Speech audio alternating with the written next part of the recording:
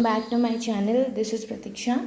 सो आज की वीडियो में बात करेंगे कि जो IBPS PO में जो ज्वाइन करेंगे एज न्यू ज्वाइनीज, तो उनकी कितनी सैलरी रहेगी फर्स्ट मंथ की। ठीक है, सो इसीलिए ये मेरे एक दोस्त की सैलरी स्लिप है जिसका कि लास्ट ईयर जॉब लगा था, बट बैंक ऑफ इंडिया वालों ने बहुत ही लेट ज्वाइनिंग दी थी। तो ऑलमोस्ट अराउंड अक्टूबर के महीने में उसकी ज्वाइनिंग हुई थी एंड उसकी ज्वाइनिंग हुई है दिल्ली में। ठीक है, और वो दिल्ली का भी है। तो बैंक ऑफ इंडिया में नॉर्मली मतलब लास्ट ईयर क्या किए थे उन लोग कि अपने मतलब लोगों को अपने सिटी में अपने एरिया में पोस्टेड कर दिए थे। ठीक है, सो एनीवेज तो Delhi in the sense one of the highest salaries Delhi Bombay में मिलता है। दिल्ली, ठीक है, जितने भी हमारे मेट्रो सिटीज़ है वहाँ पे one of the highest salaries मिलती है। तो उसी को कंपेयर करेंगे। और इसके साथ साथ अगर आपको RRB PO का कंपैरिजन करना हो तो डिस्क्रिप्शन में जाना, वहाँ पर भी लिंक है, और नहीं तो आप कमेंट सेक्शन में जाना। सबसे पहला जो पिन्ड लिंक होगा वो होगा IBPS RRB PO की सैलरी, जो कि मेरी पहली सैलरी है। ठीक है, सो लेट्स स्टार्ट। तो इन्होंने दिल्ली में ज्वाइन किया था in the month of October. तो उसके बाद उनका जो नवंबर महीने की सैलरी है वो आई थी। एक्चुअली अक्टूबर में बहुत ही कम दिन उन्होंने काम किया था, तो उस हिसाब से सैलरी आई थी, लेकिन जो फुल पेमेंट हुई थी वो नवंबर महीने की हुई थी। तो इसलिए नवंबर के सैलरी मैं आपको दिखा रही हूँ। तो ये सब तो हो गया।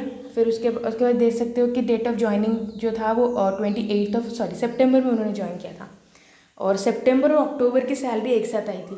तो कहीं ना कहीं वो 1.5 महीने की सैलरी आपकी एक साथ आ गई थी, तो इसीलिए जो 1 महीने की आई थी उसी को मैंने यहाँ पे शो करवाया है। ठीक है, सो चलते हैं हम कितना क्या मिलता है। ओके, सो अभी गाइडले का एक कॉम्बो स्पेशल ऑफर चल रहा है। ठीक है, जिसमें कि उन्होंने सारे पैकेजेस इंक्लूड किए हुए हैं और उसका प्राइसिंग आता है 999, बट अगर आप मेरा कोड यूज़ करते हो तो आपको 12% का एक्स्ट्रा ऑफ मिल जाता है। सो उसमें आपको ईयरली प्लैटिनम पैकेज वगैरह मिलते हैं, जिसमें कि आपको 12 महीने की मॉक टेस्ट वगैरह फ्री रहती है। ठीक है, उसके बाद आपको English bundle PDF course extra मिलता है और ग्रैंड बंडल PDF कोर्स भी एक्स्ट्रा मिलता है। ठीक है, सो ये बहुत ही अच्छा पैकेज है। SBI क्लर्क नोटिफिकेशन भी आने वाली है, सो आप इसे परचेस कर सकते हो। इसका लिंक वगैरह में डिस्क्रिप्शन बॉक्स में अवेलेबल रहेगा। So let's get back.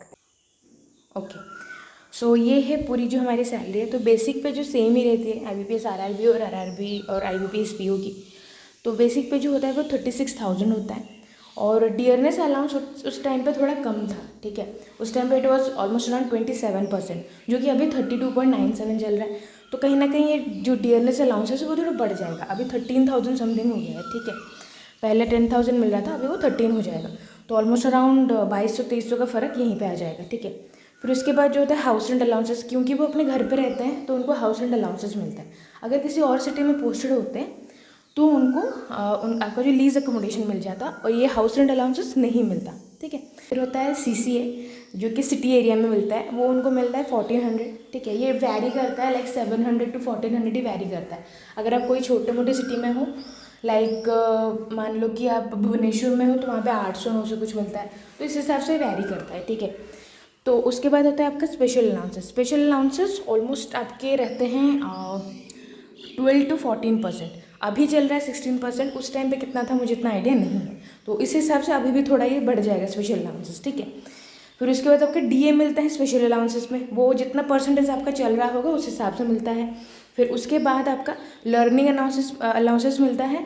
फिर उसके बाद आपका DA ऑन लर्निंग अलाउंसेस मिलता है, मतलब जितना भी DA आपका चल रहा होगा उस टाइम पे 27.79 चल रहा था, अभी वो 32.97 है, तो उसमें थोड़ा फ़र्क आ जाता है। ठीक है, तो इस हिसाब से अगर हम एक कंपैरिजन करते हैं तो उनकी जो ग्रॉस सैलरी बन के आ रही है वो है 60,056, जो कि अगर हम अभी के DA के हिसाब से कैलकुलेट करेंगे तो obviously it's going to be like 63-64,000। ठीक है, तो ये उनकी ग्रॉस सैलरी होगी। आप मान लो कि आपको इतना ही मिलेगा। ठीक है, उसके बाद हम चलते हैं इनके क्या क्या डिडक्शंस होते हैं। तो डिडक्शन में सबसे पहले होता है DCPS। DCPS is nothing but the NPS। ठीक है, तो ये होता है 10 to 12%। अभी 14 चल रहा है, लेकिन बैंक अभी भी 10% दे रहा है, 2% आप अपने से दे रहे हो। ठीक है, सो ये होता है उनका। तब हम जब भी PO बनते हैं, कोई भी PO बनता है या फिर क्लर्क बनता है, नॉर्मली PO जब बनते हैं तो एक एसोसिएशन में वो लोग ज्वाइन करते हैं। तो हम लोगों का तो ऐसे ही मतलब ज़बरदस्ती करवा दिया था। ये आपकी मर्ज़ी होती है, अगर आप चाहते हो ऑफिसर्स एसोसिएशन में ज्वाइन करना तो ही करना, अदरवाइज़ आप नहीं करना चाहते हो तो मत करना, ये ऑप्शनल होता है। बट हम लोग के यहाँ ज़बरदस्ती ज्वाइन करवा लिए थे। सो एनीवेज उसका 200 रुपये कटता है। और इनकम टैक्स तब तक कटा नहीं होता है, उनका इनकम टैक्स फिर उसके बाद मतलब 1-2-3 महीने बाद जब फाइनेंशियल ईयर वगैरह स्टार्ट होते हैं उस टाइम पे कटता है, ठीक है। तो ये उनकी डिडक्शन हुई थी, तो डिडक्शन होने का जो टोटल डिडक्शन हुआ उनका, तो वो हुआ 4893 रुपीज़। इसके बाद जो उनके इन हैंड बन की सैलरी आई वो है 55,168, जो कि ऑब्वियसली अभी अगर आप ज्वाइन करते हो एज IBPS PO ये थोड़ा आपको ज़्यादा मिलेगा, बिकॉज आपका अभी DA थोड़ा बढ़ चुका है, ठीक है। तो इसमें लाइक 2-3 हज़ार का फ़र्क आ जाएगा, तो 55 की जगह आपको 57-58 तक इन हैंड आपको अभी देखने को मिलेगा, ठीक है। उसके अलावा जो सबसे बड़ी बात होती है IBPS PO की, वो होते हैं उनके अलाउंसेस जो मंथली मिलते हैं, ठीक है। तो उसके लिए आपको मोबाइल के लिए मिल जाता है, न्यूज़पेपर के लिए मिल जाता है, जो कि RRB में बस मोबाइल और न्यूज़पेपर को मिलता है, लेकिन IBPS में आपको पेट्रोल के चार्जेस भी मिल जाते हैं, ठीक है। तो ये वैरी करता है पेट्रोल का चार्जेस सिटी टू सिटी कितना क्या कहीं पे मिलता है। फिर उसके बाद IBPS में जो मतलब IBPS में जो सबसे खास बात है ये है कि वहाँ पे अलाउंसेस बहुत ज़्यादा होते हैं as compare to RRB PO, ठीक है। तो अगर आपका 2 जॉब लगे हुए हैं, RRB PO भी है, IBPS PO भी है, तो IBPS PO ही ज्वाइन करो, क्योंकि at the end of the day अगर आपको ग्रोथ चाहिए, अपने आप में सेल्फ ग्रोथ चाहिए या फिर आपको करियर वाइज ग्रोथ चाहिए, तो IBPS PO is far better than IBPS RRB PO। RRB PO में इतना ग्रोथ नहीं मिलेगा जितना आपको IBPS PO में मिलेगा, ठीक है। बट अगर आपको ये डर है प्राइवेटाइजेशन का, देन आप RRB जाओगे, बिकॉज RRB कभी प्राइवेट नहीं होने वाला है। इसके ऊपर भी वीडियो लाऊंगी कि RRB कभी प्राइवेट क्यों नहीं होगा, ठीक है। तो ये था पूरा सैलरी स्कीम जो भी मैंने बताया आपको।